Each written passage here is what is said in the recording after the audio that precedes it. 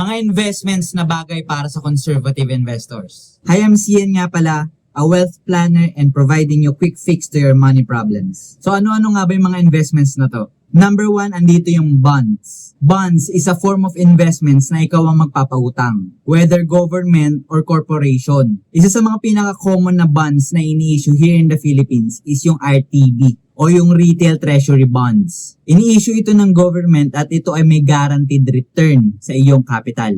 Number 2 is time deposit. Time deposit is a savings account na offered by the banks na kapag nag-deposit ka doon ng money mo for a given period of time is bibigyan ka ng predetermined interest rate. Number 3, kung gusto mo liquid o accessible yung money mo, pwede mo siyang ilagay sa mga digital banks. Total, nagbibigay naman ng mas mataas na interest rate ang mga digital banks compare sa mga traditional na banks. Ang example natin dito is GoTime, Maya, and yung Uno Digital Bank. Number 4 is Pag-ibig MP2. Ang Pag-ibig MP2 naman is backed up by the government and bibigyan ka yearly ng dividends. Depende sa magiging performance. Last is yung mga balance funds na offer ng mga investment houses. Kasi combination ito ng stocks and ng bonds. And it is managed by fund managers. So ikaw, kung gusto mo pang matuto about investments, you can send me a message or pwede ka rin sumali sa FB page ko. Hanapin mo lang Hustle District. Doon nagsishare ako ng thoughts ko about finance, investments, insurances, and even crypto. So see you there, and yun lang.